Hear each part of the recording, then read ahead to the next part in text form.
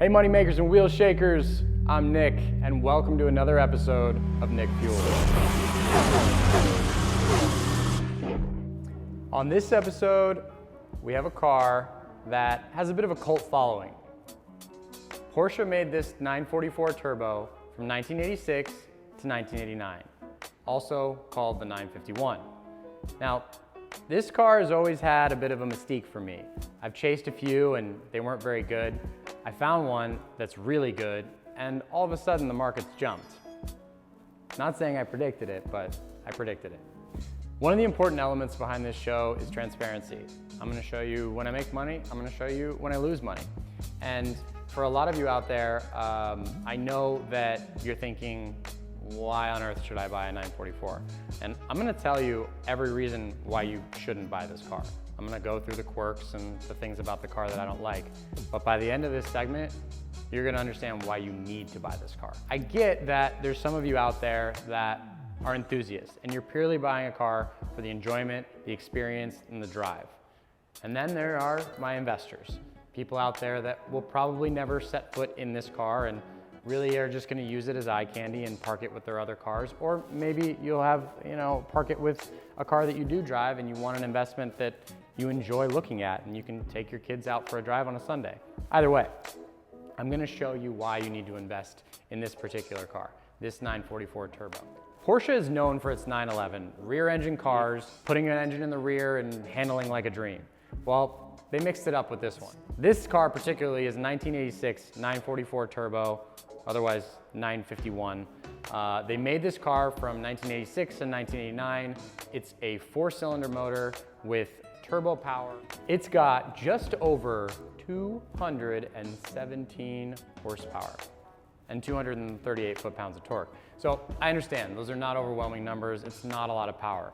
And there's a lot of cars out there that are very underpowered and they're absolute crap. This car is slightly underpowered, it's great. It handles on rails, you can actually track it, and it's in a reasonable budget where if you wanted to buy one to drive, you can still go out in the market, find a really well-maintained car for sensible money. So for me, there's something really beautiful about the 944 Turbo. This car is a really good example of masculine lines and feminine energy simultaneously having synergy on the road. There's a mystique about this car. You can see this car on the road and see it driving and it's got presence. You could also stick this thing in the middle of the Met and people would surround it looking at it like a piece of art. The lines flow effortlessly around it. It's got that Porsche distinct door click and there's little ins and outs of this car that make it really unique and special. So as much as I love this car, I want to talk about some of the things that are quirky and weird. We can start with the fact that it's got a very heavy clutch and extremely bad turbo lag. So you have to wait an absolute eternity for the turbos to boost. But there's also some weird stuff that just Porsche, I don't really get. For instance, it doesn't have a moonroof, but it does have a sunroof, which you have to manually take off, and I don't even want to try because I'll take up the whole episode doing it. I mean, basically, by the time you're done taking the sunroof off, the sun will probably be gone. But there's this weird alarm system that you actually have to turn the key in the fender to activate the alarm. So if over numerous owners you happen to lose that particular key, I mean, you're in trouble and there's no more alarm. I don't really know if anybody's ever actually activated the alarms on these or if they just don't know. There is also these really interesting sunk-in headlights that flip up when you turn the headlights on. Sure, the car looks great and masculine and awesome right now, but if you want the lights on, the entire front end gets illuminated and changes the entire look by these awful things just popping out of the hood. And then, as I discovered this morning, there is a power button for the driver's side rearview mirror, but you have to manually adjust from the passenger side.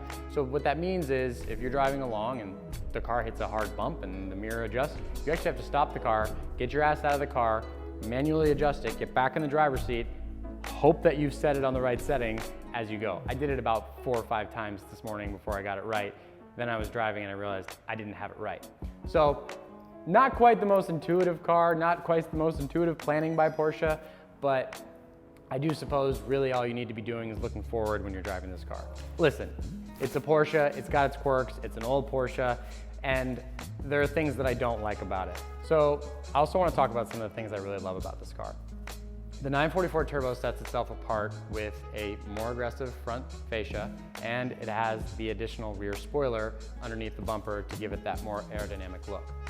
This car is equipped with the 16-inch Fuchs wheels, which are one of my favorite wheels of any car of all time. They also came on the 911, and I just think they're beautiful. They actually made a retro version, or made the new version on some of the new cars, and it looks stunning.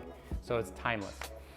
The one thing about this car that I didn't notice until recently that I am just completely crazy over, and it's probably because I'm all about the details, is Porsche actually engraved on the door handles the Porsche emblem. And that is just, to me, it's about those little things that make a car special. And that makes it really cool.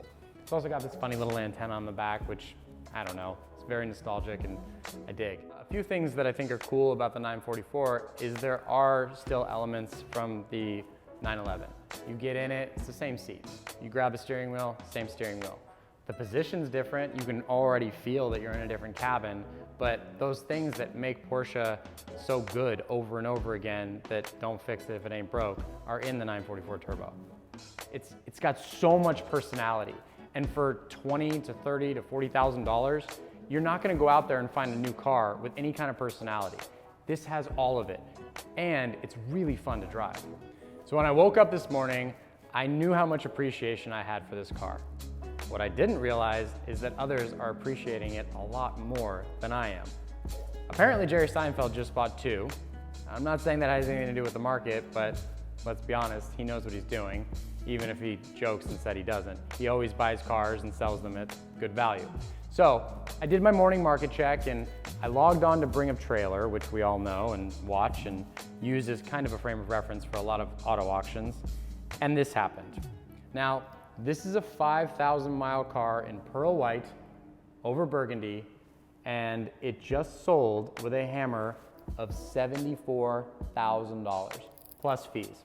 That means somebody paid nearly $80,000 to own a piece of Porsche history. And these can all go to your driveway, your garage in the $20,000 range right now. But you should grab them now. The good ones are gonna go quick. The market's gonna be on fire with these things. So gobble them up and email me if you need a good one. So I know a lot of you out there are excited about the 944 Turbo, as excited as I am, and there's many of you that wanna go buy one and enjoy it, and you should. But please be careful with these cars. Have your local Porsche specialist inspect it. Do a thorough PPI before you purchase. It's a little motor, but it can get really expensive to maintain if things aren't kept well. So if you're looking to buy one to just enjoy, you can buy a car with anywhere from 55 to 100,000 miles, and you can buy one for a really good price. If you're looking to invest, I highly recommend a car that's been really well cared for, has under 70,000 miles if you can find one, and if you can try to understand the ownership history and how it traded hands, that would add value as well.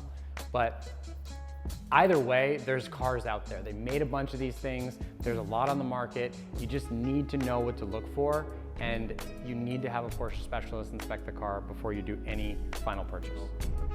If you need help on the market, always let me know. If you want this particular car, you can email me in the link below, and I will give you a more thorough description of this one for sale, and you can drive this thing home today. And if you have a car that you're looking to sell, or you'd even just like featured on the show, email me. Let's get together, preferably in Southern California, but I'll travel anywhere for a good car. So that pretty much wraps it up with this 944 Turbo. Until next time, I'm Nick, and this is Nick Fuels.